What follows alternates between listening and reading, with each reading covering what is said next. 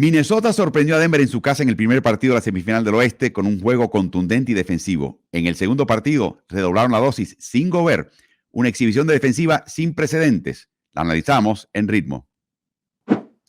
La próxima serie fue la que me tocó a mí anoche narrar para el Amazon Prime en México junto al coach Tiny Kines, que dicho sea de paso, Carlos, te manda saludos. Y es la serie entre Denver y Minnesota. Ya había perdido Denver en casa y había perdido con una contundencia tremenda. Y horas antes del partido se revela el run de que Rudy Gobert su presencia iba a ser debatible por un tema personal. Uy, ¿qué pasó? Después se hablaba de que se filtró que su compañera estaba dando a luz, más o menos en esta época. Y de repente no sabíamos si estaba en Minnesota, si estaba en Denver, dónde estaba, si iba a llegar a tiempo. Un video de un piloto que decía, y aquí está, este no es el avión de Rudy Gobert, pero más o menos hubiera llegado a Denver, más o menos de esa manera, porque hubo runes de que llegaba a tiempo, de que no llegaba a tiempo. Un piloto, no sé si fue de chiste, un bulo, que graba en un jet diciendo, soy el piloto del avión de Gobert y les aseguro que aunque estamos un poquito retrasados la salida, yo voy a acelerar el paso para que él llegue a tiempo. Me imagino que era un bulo. El hecho es que no jugó finalmente. Y uno pensaba, ok, no juega Gobert. Toda la estrategia defensiva de ese primer partido, donde Karl Anthony Towns juega y se encara a Jokic, y en el pick and roll deja pasar a Murray campante, porque sabe que atrás de él está esperando Gobert, que hizo verdaderamente un exorcismo a los disparos de Murray. Eso se perdió. El que está atrás ahora, imagínate, es un Kyle Anderson. Imposible. Así que de repente cambió la fisionomía del juego. Pero Carlos, qué exhibición defensiva demostró Minnesota. Desde el balón al aire y hasta que sacan a los reservas y meten a los reservas del reserva, Carlos. Fíjate qué interesante, Álvaro, que cuando tú tienes ese tipo de personal, por ejemplo, Karl Anthony Towns, Rudy Gobert, tú puedes jugar con eso y jugar defensas que en Estados Unidos le llaman gimmicks. Son defensivas no usuales. Por ejemplo, Gobert estaba asignado a Aaron Gordon para que Aaron Gordon tomara todos los tiros que él quisiera de la esquina, porque no venía metiendo triples en postemporada. Tomara todos los tiros que quisiera, porque de esa forma Gobert podía estar patrullando la pintura, como muy bien menciona, y era entonces a Karl Anthony Towns al que le tocaba jugar de manera más agresiva frente a Jokic, ¿no? Eso fue el primer partido. Fue un partido que ganó finalmente el equipo de Minnesota de manera cerrada. Pudo haber ganado cualquiera. Pero ¿qué pasa? Ante la ausencia de Gobert, se acaban los gimmicks, se acaban los trucos y nos vamos inmediatamente a jugar defensa de mucha presión, de encima de la bola, de tratar de quitarle las penetraciones con ayudas y recupero, utilizar esa longitud que tiene en el cuadro titular el equipo de Minnesota, y tuvieron el mejor juego defensivo que haya habido en playoffs en muchos años. Yo nunca había visto una primera mitad defensiva como la que tuvo el equipo de Minnesota, que de hecho no quitó el pie del acelerador comenzando el tercer cuarto y llegó a sacar la ventaja de 30 puntos que me mandó a mí a la cama, Álvaro. Le había dicho a mi señora, bueno, como va este juego, tan pronto saque ventaja de 30 puntos el equipo de Minnesota, nos podemos ir a dormir, porque ya tengo suficiente para hablar mañana en playoffs al día en ritmo NBA. Y faltando 8:36 del tercer cuarto, se sacó la ventaja de 31 puntos. Y mi señora me dice, ¿nos vamos a dormir? Sí, nos podemos ir a dormir porque esto no va a cambiar para nada. Álvaro, qué paliza defensiva. Yo no había visto una cosa como esa. Jamal Murray totalmente desquiciado, totalmente sacado de sus cabales. El mismo Jokic, a veces la encogida de hombros que se daba era como, no se puede hacer nada más. Y eso que Gordon empezó encestando el triple. Kentavious Caldwell-Pope en un momento dado también súper frustrado. O sea, ¿qué le pasó a Denver anoche? La defensa de Minnesota fue lo que le pasó a Denver anoche, que fue una aplanadora realmente. Una verdadera aplanadora. Ahí hay que mencionar algo también importante, y es el arbitraje, en este caso Mark Davis. Desde temprano en el partido estableció una tónica de que si aquí no hay amputación o no hay sangre, no hay cobro. Y hubo golpes muy fuertes. Hubo un minuto pedido al principio del partido donde salió Malone y parecía que iba a agredir físicamente a Davis. Y hay que reconocer algo de Mark Davis. Hizo la referencia bíblica de mostrar la otra mejilla. Literalmente se fue a un lado para hablar inclusive con Gordon, ignorando a un balón que le estaba gritando en el oído, en el tímpano, inmediatamente diciendo de todo. Y le preguntaron después del partido, en lo que llaman el pull report, donde selecciona un miembro de la prensa para ir al cuarto de los oficiales y preguntarle directamente al jefe de cuadrilla preguntas acerca del partido. Y le preguntó puntualmente por qué los exabruptos y los ademanes de Malone no merecieron una falta técnica. Y dice, bueno, estaba molesto, habló intensamente, pero me pareció que no dijo nada, su uso de palabras no merecía, no cruzó la línea. Yo te puedo asegurar que no le dijo, no le decía los cumpleaños, ni le cantó las mañanitas, le dijo de todo, y yo creo que fue muy, muy gallardo Mark Davis, y por eso es que se va a ganar la próxima asignación, porque prácticamente cualquier otro árbitro hubiera visto, resentido y cobrado. Pero la tónica fue física. Yo creo que eso saca de casillas a este equipo. Sacó de casillas a Jamal Murray hasta el punto que tiene una especie de calentador, un panel de calentador que se coloca alrededor de la pantorrilla. Se lo quitó desde el fondo de la banca y lo tiró a la cancha en medio de juego donde sus compañeros estaban tropezándose con él. Un peligro. Y eso no lo captó inmediatamente Mark Davis. Comentó en ese informe después del partido que él no sabía de dónde provenía ese objeto, ni sabía inclusive lo que era. Pero la liga ya está viendo los videos y efectivamente ves a Murray aventando, lanzando este objeto a la cancha a los pies de sus compañeros, que es un peligro, es totalmente irresponsable y habla de la frustración que tenía. Y más adelante, Carlos, lo coloqué en mis redes sociales, en Twitter, en @AlvaroNBAMartín. Hay un momento que él sale y hace la famosa seña de dinero, como diciendo, los árbitros están comprados. Recuerden, la última persona que hizo fue el ausente Rudy Gobert y le valió una multa de $100,000. Yo me pregunto si entre una cosa y otra no juega Jamal Murray en Minnesota el primer partido. O sea, yo creo que está para eso. Recuerden, si la liga te puede sancionar durante el partido, evita suspenderte para el próximo. Si te expulsan de un partido, eso equivale a una suspensión. Ahí está el signo de la mano derecha diciendo dinerito. Fue muy breve, pero y mirando a los árbitros. Y yo creo que ese informe llega a la liga. Me dijo esto, y la liga va a corroborar y va a ver ese video, y después va a ver el video de él aventando y lanzando ese objeto. Ahí está el video, que también está en mi cuenta, y termina en la cancha. Y fíjate quién está ahí. Hay 3 compañeros buscando rebotes, mirando hacia arriba, sin saber lo que tienen bajo los pies. Una irresponsabilidad tremenda. Y me pregunto si esto le va a pasar factura. ¿Pero por qué lo hace ese señor? Bueno, por el tipo de tarde que tuvo. 3 de 18 de campo, 0 de 4 de triple. Consiguió un total de 13 rebotes. Ahí sí sacó la cara por su equipo, porque un equipo que está perdiendo la batalla de los rebotes. La ganó Denver, dicho sea de paso, pero falló mucho más. 50-42. Pero, Carlos, 19 pérdidas de balón que le costaron 19 puntos. O sea, el juego físico, el juego intenso, el juego de no darte tregua, de disputarlo todo. Le costaba trabajo, había que cuidar el drible, había que tener mucho cuidado en el pase, había que estar muy atento a recibirlo. O sea, cualquier acción que tú hacías en la cancha ofensivamente estaba siendo desafiada por Minnesota y te repito, sacaron el cuadro titular, vieron las reservas, jugaron así. Y al final del partido entraron Hunter Tyson, Julian Strother, Zeke Nagy, Jalen Pickett, y todos jugaron así. O sea, algo increíble. Es como el ADN de este equipo. Y habla de un equipo, Carlos, que se ha preparado, que está perfectamente concentrado, que sabe que es la fórmula a vencer al equipo de Denver y ha metido a Denver en un hoyo de 0-2, del cual solamente el 7% de los equipos se recuperan.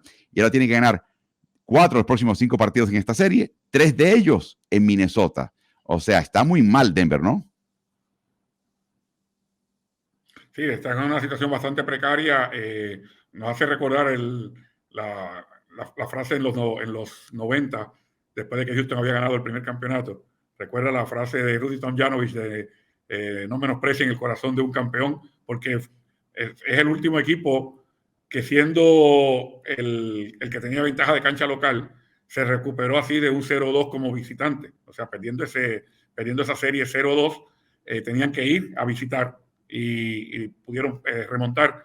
Pero este equipo de Denver se la está viendo bien difícil porque, como te dije, Rudy Gobert es el bastión defensivo de Minnesota. Y sin Rudy Gobert le fue peor a Denver, enfrentando a estos jugadores con mucha longitud, con mucha energía. Mencionabas el caso de la presión que pusieron. Hay un jugador, aparte de Jaden McDaniels y de Kyle Anderson, que Kyle Anderson es el que viene realmente a sustituir, ¿no?, lo que estaba haciendo Rudy Gobert.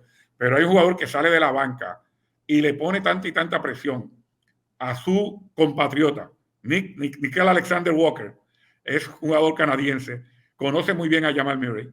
Le pone tanta presión que cuando Murray estaba súper frustrado, lo que hacía Nickeil Alexander-Walker, dicho sea de paso, primo de Gilgeous-Alexander, la estrella de Oklahoma City de toda la liga, se sonreía. Alexander Walker se sonreía mientras estaba marcando a Murray, como dice, tú no vas para ningún lado mientras yo te esté marcando y te tengo frustrado. Y era una sensación de impotencia tan grande. Y volviendo al caso del arbitraje, Álvaro, yo creo que los árbitros, cuando se reúnen previo a un partido, que dicen, okay, vamos a dejar jugar un poquito más físico, vamos a permitir un poquito más de contacto, también se reúnen y dicen, tenemos que ser un poquito más permisivos con las faltas técnicas. Tenemos que ser un poquito más cuidadosos porque sabemos que el juego físico le va a crear roncha a algún equipo. Lo digo por lo que mencionaste de Davis, pero en varias ocasiones Jamal Murray increpó a los árbitros. No era solamente con Davis, era con los otros dos de la terna arbitral, y los dos parecían como si no estuvieran hablando con ellos, se hacían los locos, como decimos en la calle, y aparte de eso está el incidente que menciona, donde tampoco hubo falta técnica. Yo creo que no solamente Davis, todo el mundo, los tres árbitros, demostraron que estaban muy ávidos de cobrar como querían cobrar, pero que no se iban a pasar de las rayas regalando técnicas a mansalva, porque eso quizás hubiese deslucido el partido más. O sea, empezar a cobrar técnicas, vendrían después las expulsiones, venía después las excusas de que los árbitros nos costaron el juego. No. Los árbitros permitieron un juego físico. Y si tú no te adaptaste a eso, perdiste por paliza, como finalmente terminó pasando. Fueron Pat Frere y David Guthrie. Y quiero que sepas, los tres, Carlos, con al menos un partido de experiencia en finales. O sea, son árbitros de primer renglón, los tres. Y estuvieron en este partido. Mencionabas a Alexander Walker. Ayer le pusimos un mote, Carlos, porque la sonrisa que mencionas no era sonrisa burlona. No era que se estaba mofando del rival. No, porque le hubieran cobrado técnica. Era una sonrisa de un desquiciado. De un tipo que dice, ay, me encanta lo que estoy haciendo. Voy a poder marcar, qué lindo. Y te das cuenta que el ofensivo decía, ¿y este loco qué le pasa? Y le pusimos el nombre del sadista, porque era una sonrisa sadista. Voy a poder ahora pasar por la piedra a este muchacho que tiene el balón, qué lindo. Y lo interesante que quiero que entiendan de Nickeil Alexander Walker, ese muchacho que es el primo hermano mayor en edad de Shea, llegó a la liga como un tirador. O sea, todo lo que están viendo en esta serie lo iba ganando él a pulso. Tenía el biotipo, tenía la capacidad atlética, no se aplicaba. En algún momento de su carrera temprano decidió, ¿sabes qué? Sea por redondearme o por, hey, más vale que haga esto para quedarme en esta liga. Se convierte en este tipo de sabueso defensivo. O sea, es algo increíble lo que ha hecho él en su caso y lo que ha hecho Minnesota en el suyo. Carlos, hay que mencionar a una persona acá que lo destacamos en la transmisión de anoche con el jugador del partido. No fue el que más anotó, pero para mí fue clave, sobre todo ante la ausencia de Gobert, y fue Karl Anthony Towns. ¿Cómo viste a Karl Anthony? Bueno, él comenzó con la tónica, él fue el que presentó la tónica de agresividad ofensiva.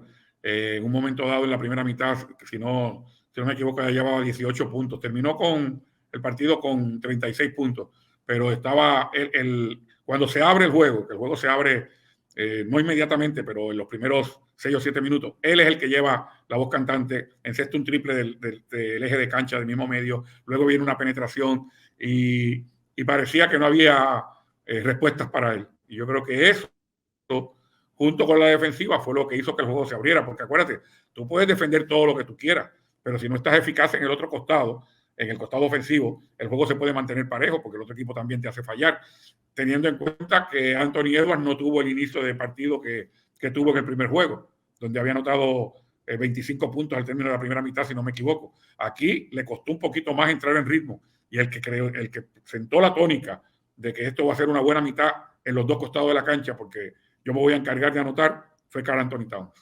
Sí, terminó con 27 como colíder en puntos, y mira que al final del partido da la impresión de que quería llegar a 35 Anthony Edwards para igualar, de hecho quebrar la marca que comparte ahora con varios baluartes de partidos consecutivos de 35 puntos o más con 22 años o menos.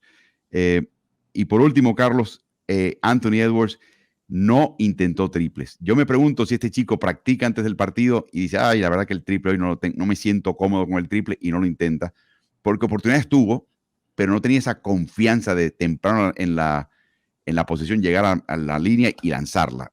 Intentaba mucho más penetrar y conseguir la falta. Pero por último, lo mencionabas, Carlos, qué absoluta clínica de defensiva en una liga que todo el mundo dice, aquí nadie defiende. No, aquí en la NBA hay que defender. La situación evita que luzcas como un gran defensa porque tienes que cubrir tanta cancha. Pero lo que pasó anoche en Denver fue tal que a Carlos, al final del partido, aquí viene la otra observación, ¿sabes cómo la gente corea la afición de un equipo? Está bien, nos ganaste hoy, pero por ejemplo, perdiste el primer partido.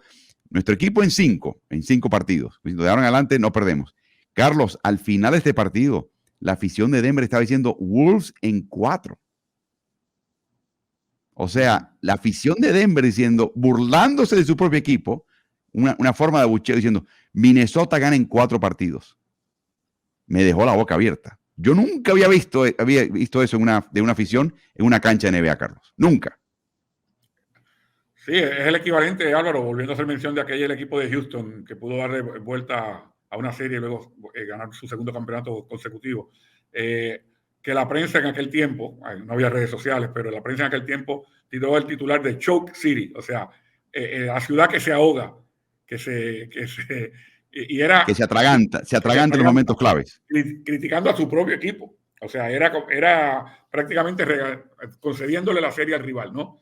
Y esto es lo que prácticamente hizo la afición de Denver. Una vez vieron esa paliza, dijeron, bueno, aquí no tenemos nada que buscar, sin tomar en cuenta que la serie se acaba cuando un equipo gana el 4º partido. Y hasta ahora lo que ha hecho de Minnesota, que es impresionante, sin lugar a dudas, pero es solamente ganar 2, todavía tiene que ganar 2 más.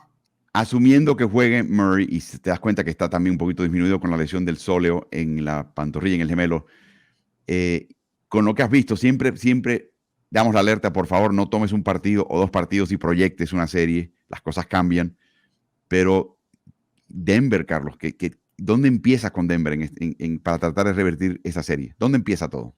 Bueno, obviamente tiene que venir una reacción ofensiva mejor de la que tuvieron. Tienes que tener en cuenta que los partidos también tienen una identidad propia precisamente por la terna arbitral, lo que permite y lo que no permite. Uno pudiera decir, sí, pero si le permitieron todo ese juego físico a Minnesota en Denver, lo deben permitir en Minnesota. No necesariamente. Puede ser que el trío de árbitros sea menos permisivo. Denver pueda jugar un poquito más libre. Aparte de eso, los balones que no le entraron temprano en el partido a Denver puedan entrar. O sea, cada juego, como yo siempre te digo, tiene su propia identidad. No hay que tomar, si bien es cierto que estos 2 juegos te dan una impresión de una superioridad física y atlética de parte de Minnesota, no necesariamente tiene que ser así en el próximo partido. Bueno, recuerden, esta semana, en un par de días, se entrega y se revela el premio al jugador más valioso. Todo el mundo anticipa que lo gane Nikola Jokic. El tercer partido de la serie es el viernes. Su serie está 0-2. Él no ha jugado bien. Y además, los últimos 4 jugadores que han recibido el premio al jugador más valioso se han eliminado en la segunda vuelta. Así que vamos a ver qué pasa. O antes, vamos a ver qué pasa en este sentido con este equipo, porque la verdad que las reservas no están produciendo. Reggie Jackson se torció el tobillo de nuevo y francamente están contra la espalda, contra la pared. Solamente 7% de los equipos en la posición en la que está Denver, de haber perdido los primeros 2 partidos, sobre todo en casa, terminan ganando series. Veremos qué pasa en este caso, en esta serie tan importante entre 2 equipos que tienen al menos 56 triunfos cada uno. ¿Y tú? ¿Estás en ritmo?